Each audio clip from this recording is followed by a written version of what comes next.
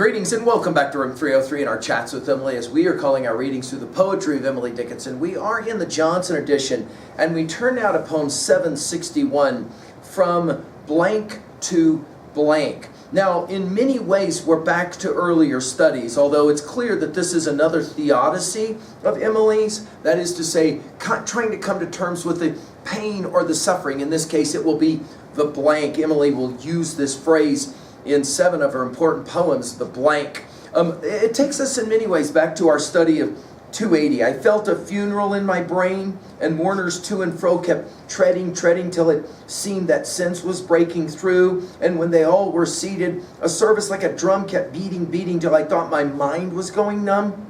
And then I heard them lift a box and creak across my soul with those same boots of lead again. Then space began to toll as all the heavens were a bell. And being but an ear, and I in silence, some strange race wrecked solitary here. And then a plank in reason broke, and I dropped down and hit a world at every plunge, and finished knowing then.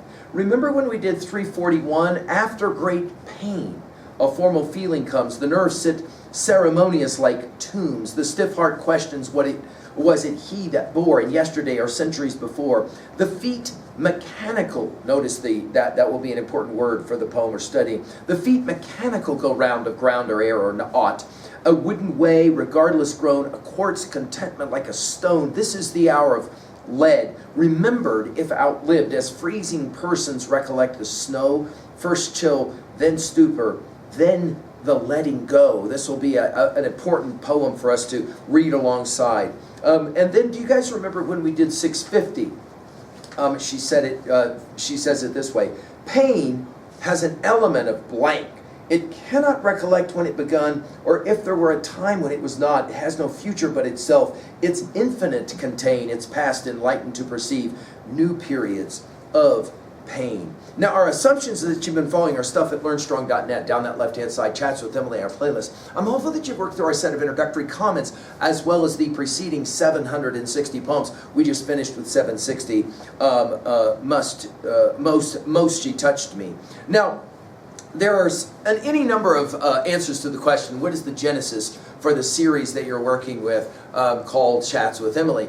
One of those is actually Harold Bloom's classic Western canon. In Western canon, this important interpreter of literature, chapter 12, introduces Emily Dickinson. His title for this chapter is Blanks Transports the Dark. The chapter opens with a series of comments that so influenced me that we decided that we would in fact move from our talks with Walt, where we did every poem of Walt Whitman's Leaves of Grass, to our Chats with Emily, this series. He says it this way: if one borrowed the title of Eric Bentley's The Playwright as Thinker for a book to be called The Poet as Thinker, Emily Dickinson would have to be one of the volume's particular concerns. Except for Shakespeare, Dickinson manifests more cognitive originality than any other Western poet since Dante. It's an amazing line.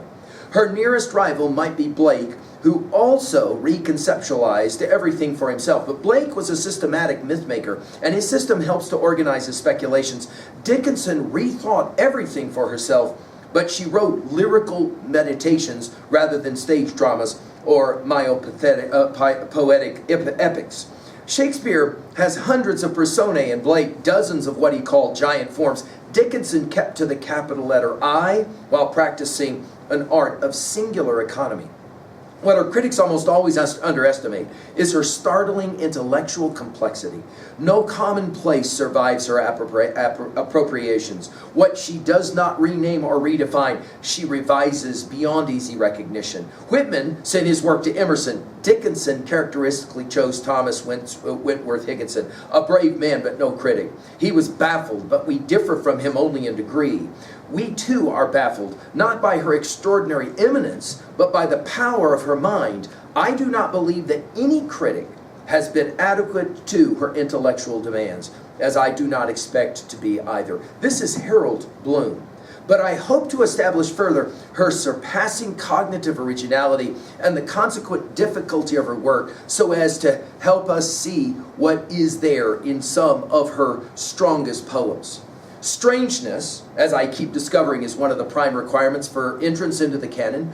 Dickinson is as strange as Dante or Milton, who imposed their idiosyncratic visions upon us so that our scholars find them far more orthodox than they are. Dickinson is too sly to impose anything, but she is as individual a thinker as Dante. Her contemporary Whitman stays ahead of us by nuance and by metaphoric evasiveness. Dickinson waits for us perpetually by the road from our tardiness, because very few of us can emulate her by rethinking everything through for ourselves. About a decade ago, in a little book called The Breaking of the Vessels, now this is Bloom, I traced some of the fortunes of the metaphor of the blank in English and American poetry, from Milton through Wordsworth, Coleridge, Emerson, Whitman, and Stevens. I had thought of brooding on Dickinson's blanks as well, but I retreated before their formidable intensity. And then he'll say it. They figure in, he says 9, it's actually 7 of her poems, all of them remarkable. But he says the one that he likes best is this poem we are about to study, From Blank to Blank. The scholar Wolfe has said this about this poem. Blank is almost totemic, it's almost a totemic word in Dickinson's work to identify a course of human affairs that has been stripped of larger significance. Well, let's enjoy the poem and let's see what she means from blank to blank. By the way, when we get to poem 875, it will be from plank to plank. From blank to blank, a threadless way I pushed mechanic feet to stop or perish or advance, alike indifferent. If end I gained, it ends beyond, indefinite disclosed. I shut my eyes and groped as well. 'Twas lighter to be blind. Now I can understand why even a scholar like Bloom would be intimidated, and that's what he says he was, by a poem like this.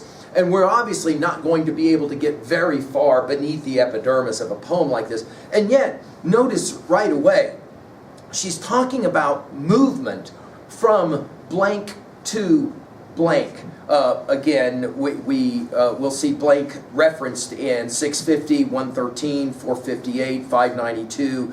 In 639, you'll remember it was chips of blank. We'll see it again in 1153 when we are nearing the end of our study together. And she'll say, through what transports of patience I reached the stolid bliss, to breathe my blank without thee, attest me this and this. By that bleak exultation I won as near as this, thy privilege of dying, abbreviate me this. From blank to blank, she says, a threadless way. Now, obviously, she's playing with Theseus and Ariadne and the famous thread that allows him to get through the Mentor's labyrinth. Notice here, though, for Emily, there is no thread. It's a threadless way. Notice A, capitalized, threadless, capitalized, way, capitalized. She says, though, I pushed mechanic feet. Notice we'll go from past tense to present tense when we get to I shut my eyes. I pushed mechanic feet back to 341 and 389. And again, we think about our journey through Dante's Divine Commedia, especially the Inferno, and that mechanic feet. In other words, there came moments, she said, when all I could do was basically just kind of stumble my way along. She says, to stop or perish or advance, notice the Trinity there, alike indifferent. It's a resignation. She says it really didn't seem to matter what I did, to stop or perish or advance. I'm stuck. Of course, we've given full lectures on Dante at learnstrong.net, and I very much recommend you go back to that study again. She is in many ways reworking Dante, I think. If, notice the speculative if, and I think that may be the key word of the entire poem, if end I gained, it ends beyond. Bloom will call this in his chapter transcendentalizing. In other words, it's a transcendent and include kind of situation. In other words, it ends beyond whatever it was I was able to figure out. If the blank ended, it ended somehow beyond indefinite disclose. In other words, there was a nothingness waiting for me at the end of this movement from blank to blank. So what is it that she did? Well, it's not what she did. Notice now we're in the present tense. I shut my eyes and groped as well. 'Twas lighter to be blind, she finishes by saying. You'll remember groped from our study of 419 when she played around with the same with the same idea. We grow accustomed to the dark when light is put away, as when the neighbor holds the lamp to witness our goodbye. A moment we uncertain step for newness of the night, then fit our vision to the dark and meet the road erect. And so of larger darkness, those evenings of the brain, when not a moon disclose a sign or star come out within, the bravest grope a little, and sometimes hit a tree directly in the forehead. But as they learn to see, either the darkness alters or something in the sight adjusts itself to midnight, and life steps almost straight. When we did that poem, we emphasized our use of the word almost. By the way, we'll see groped again. We saw it in 430, we saw it in 506, and 723, and 909. We'll see it again in 1062 and in 1555. She says in the end that it was lighter to be blind. By the way, a variant of lighter was firmer. Blind, of course, immediately makes us think of our Milton in our study, especially of Sonnet 19 on his blindness. You'll remember that poem.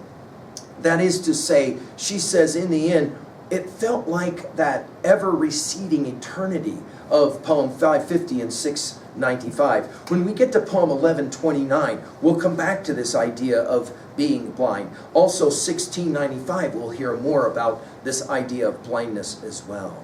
What is it exactly that Emily is saying here? Well, I think her argument is that some pain, blank, as she calls it, can't be understood. It can only be experienced, and it's got to be journeyed through. It's the only way. At 2b, well, I think the key words here, especially the word grope, it's a compelling word for us in our study. At 3a, well, obviously we think of Theseus and Ariadne's and the myth. Is Emily in some ways identifying more with Ariadne or with Theseus? It's interesting the way she'll write this poem. We mentioned Milton in Sonnet 19. You guys will remember when we did this study together at Learn Strong. When I consider how my light is spent, half my days in this dark world and wide, and that one talent which is death to hide, lodged with me useless, though my soul more bent to serve there with my Maker, and present my true account, lest he returning chide, doth God exact day labor light denied. I fondly ask, but patience to prevent that murmur soon replies, God doth not need either man's work or his own gifts, who best bear his mild yoke, they serve him best. His state is kingly, thousands at his bidding speed, and post o'er land and ocean without rest. They also serve who only stand and wait. This groping of this poem is a standing and a waiting, I think, much like Dante's. Of course, at 3a, the blank poems, as we listed them again, 113, 458, 592, 638, 650, and of course 761 here. 1153, the last one, where she'll use this word blank. Finally, to own a poem like this at 3b, what was a time in your life when you struggled from blank to blank?